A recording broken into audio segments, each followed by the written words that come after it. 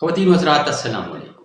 Voice of south Asia के London studios से table talk with मुक़ीम Ahmad में आप सबको खुशामदीद।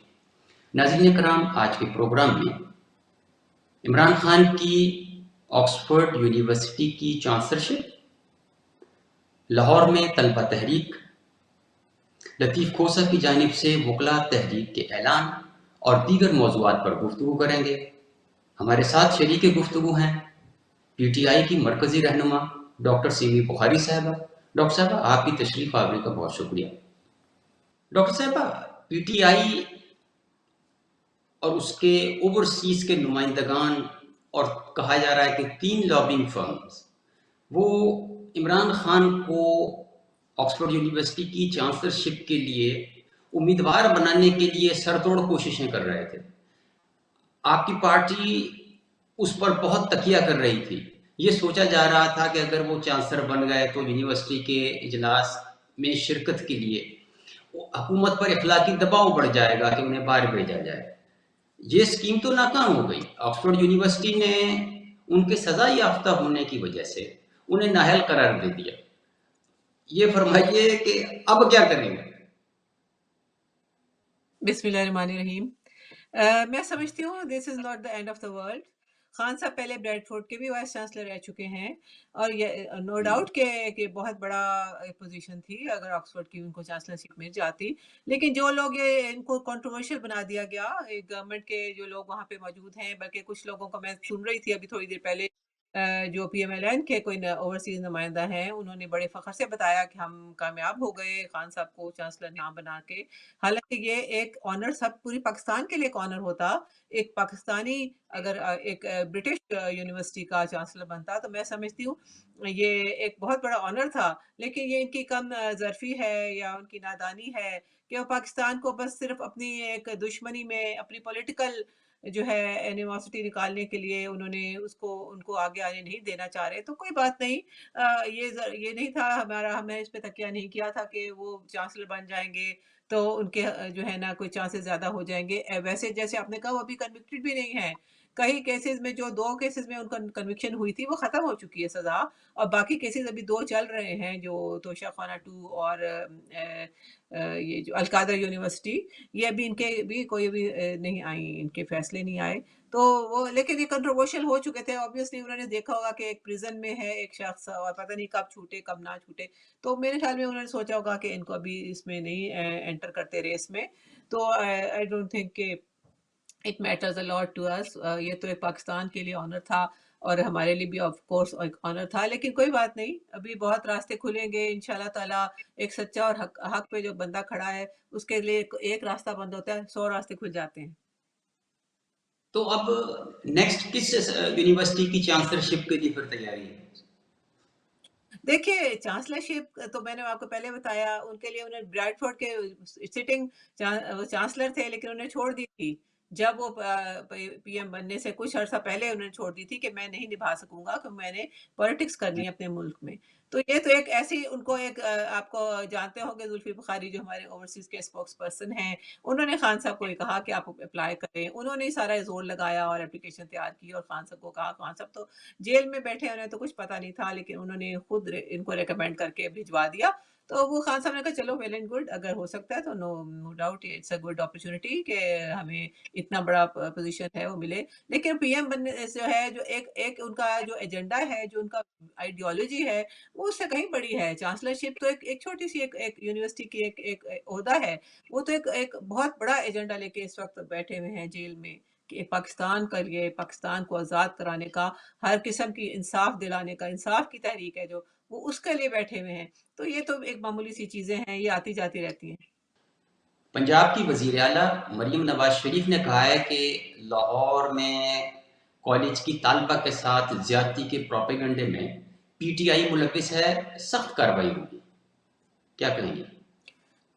बहुत ही अफ़सोस का मुकाम है, एक खातून होते हुए एक बच्ची के साथ इतना बड़ा ज़ुल्म हो गया। एक बच्ची, माँ-बाप जिसको पढ़ने के लिए भेजते हैं, और वो उसके साथ क्या हुआ, और उस बजाय इसके कि वो एक्शन, सीरियस एक्शन लेती, उन्होंने तो ये बहुत ही, आपने कल की प्रेस कॉन्फ्रेंस देखी होगी, उन्होंने कह दिया कि ऐसा कोई वाक़या ही नहीं हुआ। तो ये लोग पागल हैं, बच्चे, पूरी कौम के बच्चे जो पागल हैं, जो निकल आए। اور ان کے پہ کیوں تشدد کر رہی ہیں؟ ان کو اتنا ظلم ہو رہا ہے، خون و خون میں نہائے ہوئے بچے، یہ کیا ہو رہا ہے اس ملک میں؟ اگر وہ ایک آرام سے طریقے سے اسے ہینڈل کرتی ہیں، ان کو کہتی ہیں کہ ہاں بچوں اگر یہ ہوا تو ہم اس کو نپٹیں گے سختی سے، اس کو کلپرٹ کو بھی پکڑیں گے، آپ لوگ آرام سے حوصلے سے برداشت کریں، ذرا صبر کریں، کوئی طریقہ ہوتا ہے ڈیل کرنے کا، یہ نہیں کہ لاٹھی چارج، پولیس آ گئی، شیلنگ اب تو شروع ہو گئی، ان کے اتنا خون میں نہا گئے بچے، اور وہ نام اس کا یہ ہے جی کہ پی ٹی آئی، یعنی ہر چیز کا الزام پی ٹی آئی۔ اب کوئی ایسی چیز رہ گئی جو پی ٹی آئی نہیں کرتی؟ کوئی چیز ایسی نہیں ہے، اور جو سارے غدار بھی ہم ہیں، دہشت گرد بھی ہم ہیں، لیکن عوام کیوں ہمیں 80% لوگ ہم نے ووٹ دیا 8 فروری کو؟ اگر 80% لوگ چاہتے ہیں کہ پی ٹی آئی آئے برسر اقتدار، تو آپ لوگ کیوں سے اتنے جیلس ہو رہے ہیں؟ آپ اتنی جیلسی سے بھرپور ہو چکی ہیں کہ آپ ہر چیز میں آپ کو پی ٹی آئی پہ کو ہی نامزد کرنا چاہتی ہیں، لیکن کوئی اللہ تعالیٰ تو دیکھ رہا ہے، اور انشاءاللہ تعالیٰ انصاف ملے گا۔ اب اسٹوڈنٹس جو ہیں وہ نکل آئے ہیں، وہ کہہ رہے ہیں حد ہو گئی ہے، ایک کو حد ہوتی ہے، 2-3 کیسز آپ نے دیکھا 2-3 دنوں میں ہوئے ہیں، 2-3 یونیورسٹیز کے لوگوں نے یہ کمپلین کیا کہ ہمارے ساتھ ایسا ہو رہا ہے، تو آخر کب تک؟ اب بچوں کو پیرنٹس اسکول نہ بھیجیں، کالج نہ بھیجیں پڑھنے کے لیے؟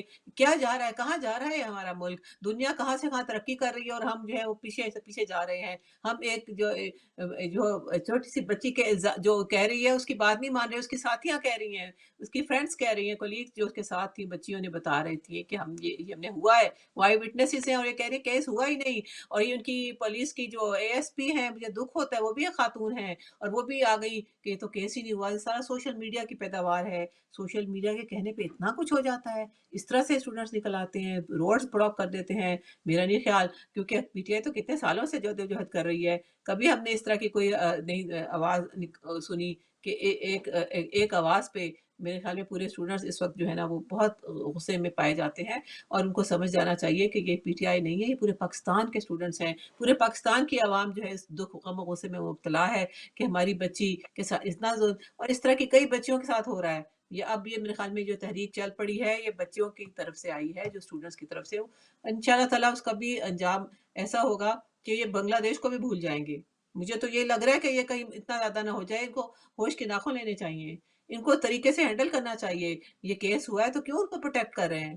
کیا یہ اپنے کہہ رہے ہیں کہ کالج کے جو اونر ہیں بڑے وہ ہیں، پتہ نہیں کون سے معتبر انسان ہیں یا کیا انہوں نے کہا، اور جو ہے تو کیا باقی لوگوں کی عزت نہیں ہے؟ سب عزت دار لوگ ہیں، سبھی لوگ عزت دار ہوتے ہیں، کوئی ایسی بات نہیں ہو، کیونکہ ان کے اپنے جو ہے ان کے مراسم ہیں ان کے ساتھ، ان کے تو اس وجہ سے ان کو پروٹیکٹ کر رہی ہیں، بجائے اس کے کہ ایک بچی کو اس کو پروٹیکٹ کریں، جس کی ساری بچیاں کا فیوچر اس ملک کا، بچیوں کا فیوچر ان کالجز یونیورسٹی سے وابستہ ہے، وہ کہاں جائیں گے یہ سب بچے؟ ڈاکٹر صاحبہ، پی ٹی آئی کی صفوں میں کوئی یکسوئی نظر نہیں آتی، اب جب کہ حکومتی اتحاد آئینی بینچ پر راضی ہو گیا ہے، تو رؤف حسن صاحب نے دعویٰ کر دیا ہے کہ آئینی بینچ کی تجویز ہم نے مولانا فضل الرحمان کو دی تھی۔ کچھ دیر پہلے تک تمام رہنما یہ کہتے رہے کہ ہمارے ساتھ کوئی مسودہ شیئر نہیں کر رہا، ہمیں تو کوئی بتا بھی نہیں رہا کہ ترامیم کون سی ہو رہی ہیں، تو یہ کیا کہ اب کریڈٹ لینے کے لیے آگے ہو گئے؟ جی دیکھیں، اس میں کوئی کسی کا کوئی کریڈٹ کی بات ہی نہیں ہے، ہم تو شروع سے اس ترمیم کے حق میں ہی نہیں تھی پی ٹی آئی، کیونکہ یہ اس کے آپ دیکھیے کہ کیا اس کے دور نتائج نکلنے تھے کہ جو اپنی من پسند کے چیف جسٹس لگائے جائیں، ان کو یا پھر گریڈ 22 کے لوگوں کو ایکسٹینشن دی جائیں، بہت ساری اس چیز میں ایسی باتیں تھیں جو ہم لوگ تو بالکل پسند نہیں کرے۔ دوسرا سیویلین کا آرمی ملٹری کورٹس میں ٹرائل ہوا ہو، تو یہ بہت ساری ایسی چیزیں تھیں، اور ایک سیپریٹ بینچ یہ کورٹ بنایا جائے، آئینی کورٹ، جو کہ کسی دنیا کے کسی ملک میں ایسا نہیں ہے کہ ایک لیول کے 2 کورٹس چل رہے ہوں۔ تو یہ سب چیزیں جو تھیں ان کی میلافائڈی انٹرسٹ تھی ان کی کہ اپنے آپ کو بچانے کے لیے، کہ ان کو یہ نہیں سوچا کہ ساری عمر انہوں نے نہیں رہنا، اسی لیے ان کے اپنے کچھ لوگ جو ہیں وہ بھی اس سے متنفر تھے، وہ اس ترمیم کے حق میں نہیں تھے، اور یہ مولانا صاحب بھی اسی لیے انہوں نے بھی اس کو بار بار ڈرافٹ کو پڑھنے کی کوشش کی، اور مجھے نہیں سمجھ آ رہی کہ انہوں نے بھی اپنے کچھ سجیشنز دیے جو بھی ہمیں نہیں معلوم، کیونکہ جس طرح آپ کہہ رہے ہیں کہ پہنچ نہیں رہی نیوز ساری ہم تک، کوئی کچھ کہہ رہا ہے کوئی کچھ کہہ رہا ہے، تو ابھی آہستہ سب کلیریفائی ہو جائے گا کل تک کہ کیا چل رہا ہے۔ سلمان اکرم راجہ نے ابھی تھوڑی دیر پہلے میں سننی سے کی پریس کانفرنس کرنی تھی، میرے خیال میں وہ ایک بہت سمجھدار وزیر قانون دان ہے، وہ اس کو صحیح کلیئر کر کے بتائیں گے کہ یہ جو ہے ہم نے کس نقطے پہ ہم نے ان کے ساتھ بیٹھے ہیں مولانا صاحب کے ساتھ، اور ان میں یہ آئینی بینچ والا جو ہے اس میں بھی وہ شاید دیکھتے ہیں کہ کیا بنتا ہے یا نہیں بنتا۔ بہرحال اس میں بہت ایک خوفناک نقطہ یہ بھی ہے کہ چیف آف آرم اسٹاف کو جو ہے وہ پرائم منسٹر نہیں لگائیں گے، اور وہ جو ہے وہ ان کی مدت جو ہے وہ جو ہے مقرر کر دی جائے گی، اس کو کوئی نہیں چھیڑ سکے گا، اور وہ چاہے اب 6 سال کی ایکسٹینشن دے دی جائے ان کو یا جو بھی ہو۔ تو یہ جو ہے نا اپنی منمانی، یہ سب لوگ اپنی منمانی کرنے کے اوپر ملے ہوئے ہیں، ساری پارٹیز، کیونکہ یہ تو گورنمنٹ ہی لیجیٹیمیٹ نہیں ہے، یہ ترمیم لا کیسے سکتی ہے؟ سب سے بڑی بات کہ یہ 47 فارم کی پیداوار جو کہ ہارے ہوئے لوگ ہیں، وہ سارے لوگ ان میں میجورٹی اس میں جو ہے جو جن کی اگر پراپر ان کا آڈٹ ہو الیکشن کا تو ڈیسیٹ ہو جائیں، تو یہ ترمیم کس طرح سے لا رہے ہیں؟ دوسرے سینٹ میں ہمارے کے پی کے کی نمائندگی نہیں ہے، اور یہ ایون نیشنل اسمبلی میں ریزرو سیٹس نہیں ہیں، جو ہم لوگوں نے اتنی سیٹیں جیتی ہیں پی ٹی آئی کے بیکڈ کینڈیڈیٹس نے، ان کے بیس پہ ہمیں سیٹس ملنی چاہیے تھی، جو کہ سپریم کورٹ نے فیصلہ بھی تفصیلی دے دیا، لیکن مجال ہے جو کوئی ایکشن ہو اس پہ، کوئی جو نہیں رہوں گی الیکشن کمیشن کے کان پہ، وہ تو ہماری سیٹیں دینے کو تیار نہیں، بلکہ ہم نے سنا ہے کہ وہ دوبارہ انہیں کو دے دیں گے نون لیگ والوں کو۔ تو یہ کہاں کا جنگل کا قانون ہے؟ یہ کیا ہو رہا ہے اس ملک میں؟ یہ کیا ترمیم ہے اور کیا نہیں ہے؟ یہ کل سب کچھ کھل کے سامنے آ جائے گا انشاءاللہ۔ یہاں وقت ہوا ہے بریک کا، بریک کے بعد سوالات کا سلسلہ جاری رکھیں گے۔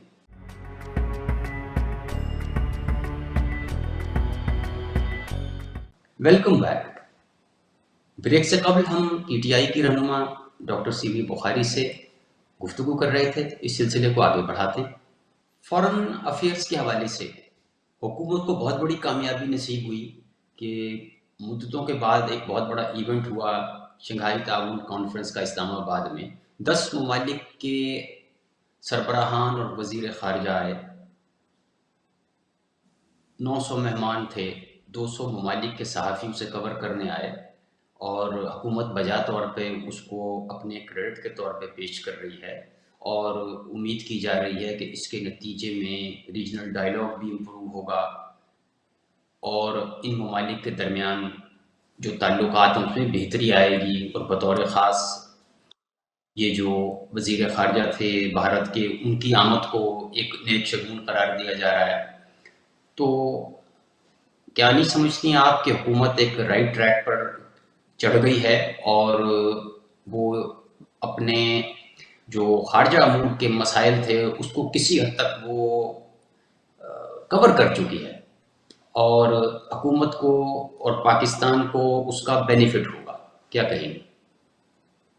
دیکھیں، بہت ہی خوشی کی بات ہے یہ کہ کانفرنس ہوئی ہے ان کی شنگھائی تعاون تنظیم کی، تو بہت اچھی بات ہے کہ ہم لوگوں کو اب اس طرف کیونکہ ہم نے ہمیشہ سے امریکہ کے اشاروں پہ چلے ہیں اور بہت ہم نے نقصان اٹھائے ہیں اپنی وار اور جو اگینسٹ ٹیررزم پہ، اور اس طرح سے جو جس کے اوپر ہم نے ایبسولوٹلی ناٹ کہا تھا، جس کی سزا بھی ملی تھی، لیکن اب اگر ہمیں رشیا اور چائنا کی طرف جانے کا، تو یہ ہم لوگوں کا انیشیٹو بھی یہی تھا کہ ہم ان ممالک کے ساتھ جو ہمارے نیبر ہے چائنا ہے، ان کے ساتھ مل کے تعاون کے ساتھ کوئی سی پیک پہ کام ہو، بہت سارے کام ہو۔ تو یہ انڈیا ہمارے نیبر، ہم نے تو جب ہمارے پرائم منسٹر بنے تھے خان صاحب، تو پہلے ہی دن انہوں نے کہا تھا کہ آپ ایک قدم بڑھائیں، میں 2 قدم بڑھاؤں گا، انڈیا کو دوستی کا پیغام بھجوایا تھا۔ لیکن انہوں نے پھر جب 2019 میں جب آرٹیکل 37 ریووک کیا گیا کشمیر کے اوپر، جب انہوں نے قبضہ کرنے کے لیے اپنے انڈینز وہاں پہ جانا شروع ہوئے، اور بہت سارے جو ہے نا یہ ختم ہو گیا، اس کا رائٹس ختم ہو گئے ان کے، تو پھر اس پہ ہم نے کہا کہ اب جب تک یہ آرٹیکل پہ آپ دوبارہ سے نہیں جاتے، ہم آپ سے کوئی نہیں بات کریں گے۔ لیکن ابھی تک وہ اسی پہ اڑے ہوئے ہیں انڈینز، اور اگر یہ لوگ آپس میں کر رہے ہیں نیگوسیشنز کریں، ایٹ لیسٹ کشمیر کے کشمیریوں کو ان کا حق دلوائیں، تو پھر بات آگے چلے گی انڈیا کے ساتھ بھی۔ لیکن مجھے نہیں لگتا کہ یہ لوگ، انہوں نے ان کے اپنے ہی ایجنڈے ہیں، جس طرح سے میں دیکھ رہی تھی نواز شریف صاحب انڈین جرنلسٹ کے ساتھ بیٹھے ہوئے ان کے ساتھ بات کر رہے تھے، اور ان جرنلسٹ نے کہا کہ عمران خان نے ہمیں کہا تھا کہ پہلے کشمیر سے قبضہ ہٹایا جائے تو پھر میں آگے بات چلاؤں گا، لیکن اس جرنلسٹ نے بھی یہ بات کر دی۔ تو کیا نواز شریف نے بھی یہ بات کی ہے دوبارہ ان سے؟ نہیں۔ کیونکہ ان کے تو اپنے ایجنڈے ہیں، وہ تو ان کی دوستی نبھا رہے ہیں ان کے ساتھ۔ تو ٹھیک ہے، میں تو اس بات پہ ہم خوش ہیں، ہم تو کہتے ہیں سارے اپنے جو ہے نا ہمسایوں کے ساتھ ہمارے تعلقات ہونے چاہیے، ہمیں ٹریڈ کرنی چاہیے، اور ظاہر ہے ہمیں اس وقت معیشت ہماری جتنی ویک جا رہی ہے، ہمیں بہت ضرورت ہے کہ ہم چائنا کے ساتھ، رشیا کے ساتھ، سب کے ساتھ اپنے مل کے چلیں اور اپنے اکانومی کو بھی مضبوط کریں۔ تو اچھی اگر دیکھتے ہیں اس کے نتائج آہستہ آہستہ سامنے آنے لگیں گے، تو اگر ان لوگوں نے ان پہ ٹرسٹ کیا، ان لوگوں پہ جو اس وقت گورنمنٹ میں بیٹھے ہوئے ہیں، تو پھر انشاءاللہ تبھی بات آگے بڑھے گی۔ مجھے تو یہ ابھی بھی یقین نہیں ہے کہ وہ لوگ سمجھتے ہیں کہ یہ ایک لیجیٹیمیٹ گورنمنٹ ہے، ان کو بھی سب پتہ ہے، نیوز تو سب کے پاس جا رہی ہوتی ہیں کہ یہ لوگ کس طرح سے پپٹس ہیں، کہاں سے آئے ہوئے ہیں، کس طرح سے بیٹھے ہوئے ہیں۔ تو خیر اینی وے، یہ خوش آئند ہے اگر یہ کانفرنس کے اچھے نتائج نکلتے ہیں، ہم تو اس کے لیے بہت پر امید ہے، کیونکہ ہم پاکستان کے لیے ہیں بیٹھے ہوئے، ہم پاکستانی ہیں، اور پاکستان کی جہاں بھی ترقی کی بات ہوگی ہم ساتھ دیں گے۔ میاں نواز شریف صاحب نے صحافیوں سے گفتگو میں اس خواہش کا بھی اظہار کیا کہ نریندر مودی آتے تو زیادہ بہتر ہوتا اور خوشی ہوتی، تو کیا آپ ان کی رائے سے متفق ہیں؟ دیکھیں جی، نریندر مودی نے جس طرح سے وسطائیت کے ریکارڈ بنا رہے ہیں انڈیا میں اور کشمیر میں، تو میرا نہیں خیال کہ ہمیں کوئی اس میں خوشی ہوتی۔ خوشی ان کی اپنی ذاتی دوستی ہے، ان کے جب نواسی کی شادی ہوئی تھی تو 200 بندے لے کر وہ جہاز لے کر آ گئے تھے۔ اسی طرح وہ مریم میں بغیر ویزوں کے ان کے انڈیا کے لوگ آ گئے تھے، جبکہ ہمارا کوئی شخص اس طرح جا سکتا ہے وہاں پہ؟ یہی تو افسوس کی بات ہے کہ یہ ایکول ٹرم پہ بات نہیں کرتے، یہ صرف اپنی بات کرتے ہیں، اپنے ساڑیوں کے تحفے دیتے ہیں، آموں کے تحفے ایک دوسرے ایکسچینج کرتے ہیں، لیکن یہ عوام کے لیے کیا کر رہے ہیں؟ عوام کو اس کا کیا فائدہ پہنچ رہا ہے؟ اصل بات تو یہ ہے کہ ہمارے پیاز، آلو وغیرہ جو ہماری ہیں سبزیاں، وہ اتنی مہنگی ہیں، جبکہ انڈیا میں ان کے ریٹ دیکھیں۔ اگر ہم اس طرح کی ٹریڈ ہوتی جس سے عوام کو بھی فائدہ پہنچتا، لیکن یہ ساڑیوں کے اور آموں کے تبادلے ہوتے ہیں، ایک دوسرے سے خوشگپیاں ہوتی ہیں، اپنے ٹریڈز جو بہت بڑا ہم نے سن رکھا ہے کہ ان کے اپنے بزنس پارٹنرز ہیں وہاں پہ، تو اس لیے اس طرح کی باتیں کر رہے ہیں، ورنہ ان کو پاکستان سے تو مجھے لگتا نہیں کوئی بھی ہمدردی نہیں ہے۔ پاکستان ورنہ آج ان کی 35 سال حکومت کے بعد جس حال پہ آج پہنچ چکا ہے، وہ کبھی بھی نہ اتنا ہوتا۔ ہمارے پاس اللہ نے سب کچھ دیا، لیکن ہم پھر اتنی نیچے کیوں گئے؟ پاکستان تحریک انصاف میں کبھی مولانا فضل الرحمان کے لیے محبت جاگ جاتی ہے، کبھی وہ پرانا دور پھر واپس آ جاتا ہے۔ ایک دن اگر ان کی ملاقات کہیں میاں نواز شریف سے ہوتی ہے تو توپوں کے رخ سوشل میڈیا پہ پھر مولانا کی طرف ہو جاتے ہیں، اگلے دن ان کو پھر اسد قیصر سے ملاقات کے بعد چہرے پر نور نظر آنے لگتا ہے۔ تو آپ لوگ کسی ایک سٹینڈ پر قائم کیوں نہیں ہو جاتے؟ بار بار آپ مولانا سے توقعات رکھتے ہیں، پھر آپ خوفزدہ بھی ہو جاتے ہیں کہ پتہ نہیں وہ ترب کا کون سا پتہ کھیل دیں گے۔ کبھی آپ یہ کہہ دیتے ہیں کہ وہ آئیڈیا ہمارا تھا، پھر آپ کہہ دیتے ہیں کہ پتہ نہیں مولانا کیا کر دیں۔ تو یہ مولانا کے حوالے سے کوئی کیوں نہیں ہے؟ دیکھیں، آپ نے پہلے دیکھا ہوگا، بارہا ہم نے دیکھا کہ مولانا صاحب جو ہیں وہ جو ہیں وہ گورنمنٹ کے ساتھ جو ہے نا ہمیشہ نیگوشیشن کر کے ان کے ساتھ ہی بیٹھتے ہیں، بلکہ پی ڈی ایم کے تو وہ سربراہ تھے، جو انہوں نے پارٹی آل پارٹیز مل کے موومنٹ شروع ہوئی تھی، انہوں نے ان کو ہیڈ بنایا تھا، تو ظاہر ہے وہ ہمارے اگینسٹ تھے، ہمارے اگینسٹ ہی چلے ہمیشہ۔